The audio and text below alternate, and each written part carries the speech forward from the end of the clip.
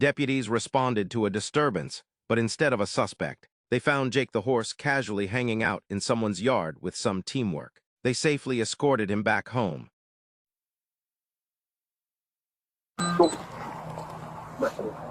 No charges filed, just a case of being in the wrong place at the wrong time, only in real life.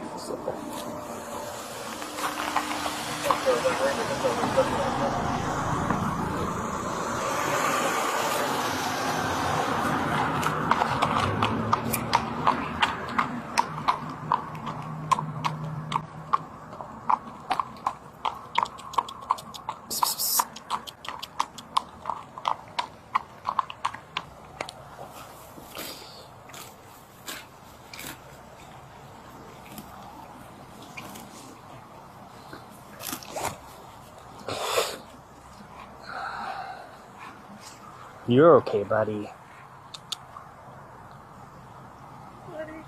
Oh, at least he's out of the road for now. I had an adventure. He woke me up. I thought it was a person in my yard.